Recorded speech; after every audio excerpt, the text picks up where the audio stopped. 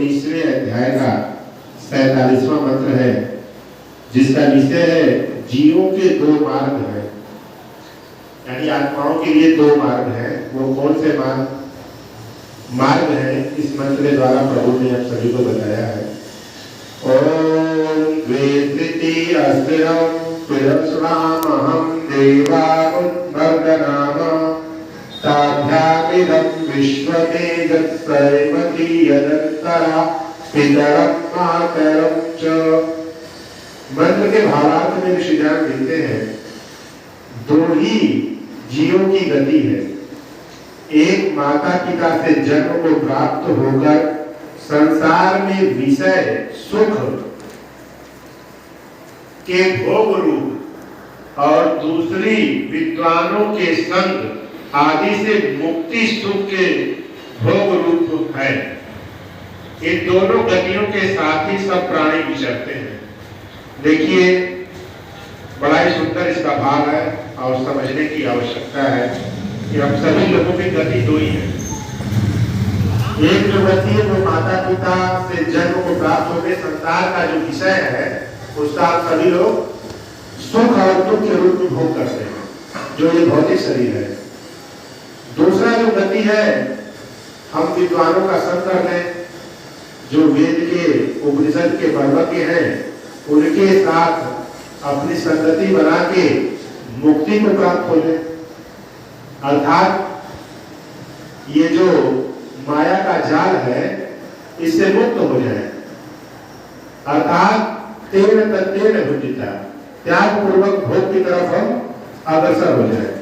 देखिए, बहुत छोटी सी चीज है लेकिन बहुत मार्के का है।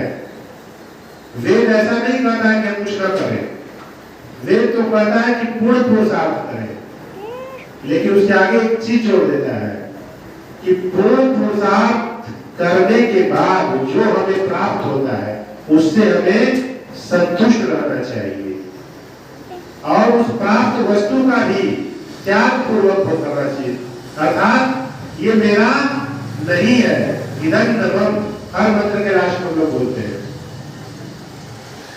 ये मेरा नहीं है, ये आत्मसात कर लेना चाहिए। वास्तविक सत्य यही है कि मेरा कुछ भी नहीं है। जब ये शरीर ही मेरा नहीं है, इस शरीर में हम किराएदार हैं और एक दिन ये मकान छूट जाना है। जब तब इस शरीर से जितने रिश्ते हैं या जितना इस शरीर के द्वारा हम बना रहे हैं, वास्तविक सत्य ही सब छूट जाना है। तो साथ क्या रहेगा? एक तो जो हम कर्म करते हैं वो हमारे साथ जाता है, वो हमारी गति का निर्धारण करता है। दूसरा, परमात्मा कभी हमको नहीं छोड़ता है। तो हम अपने प्रभु को पकड़े रहे। जो व्यक्ति उस परमात्मा को पकड़े रहेगा वो निश्चित रूप से उसकी गति सब गति होगी, वो सही मार्ग पर चलेगा। यही प्रभु भक्ति का प्रसाद है। और जो प्रभु को छोड़ देता है उसकी गति राक्षसों वाली हो जाती है।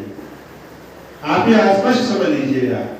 हम लोग निरंतर यज्ञ करते आ रहे हैं, स्वाध्याय करते आ रहे हैं, इसका जो लाभ है वो ये है कि हमारा प्रभु के प्रति प्रेम और बढ़ता जाता है, और जितना प्रभु के नजदीक रहेंगे उतना बुराई से दूर रहेंगे, और जितना बुराई से दूर रहेंगे हम सुख को, आनंद को प्राप्त होंगे। इसलिए हम सभी का जो उद्देश्य होना चाहिए जीवन का वो अच्छा होना चाहिए। और परमात्मा ने जो वेद रूपी ज्ञान दिया है वो निरंतर एक मंत्र का स्वाध्याय हमको निरंतर करना चाहिए। स्वयं की इच्छा से अपने घरों में हम वेद को रखें। कितना सौभाग्य है कि ऋषिजान ने हिंदी में अनुवाद किया है। हम संस्कृत नहीं पढ़ सकते, कोई बात नहीं है, हिंदी में भावार्थ पढ़ लीजिए कि मंत्र कह क्या रहा है, उसके अनुसार हम चलने लगेंगे तो हमारी गति अच्छी होगी। जब हम परमात्मा के रास्ते में चलेंगे तो सुख मिलना ही है, ये भी सत्य है। जब उसके विपरीत चलेंगे तो दुख मिलना है, ये भी सत्य है। तो हम क्यों न परमात्मा को ही अपना आदर्श मानते हुए उन्हीं के बताए मार्ग पर हम जब चलेंगे तो निश्चित रूप से हम सभी का जीवन आनंदमय खुशहाल होगा, और हम अपना भी भला करेंगे और दूसरे का भी भला करेंगे। इन्हीं सब विचारों के साथ आज का ये सत्संग पूर्ण होता है। आइए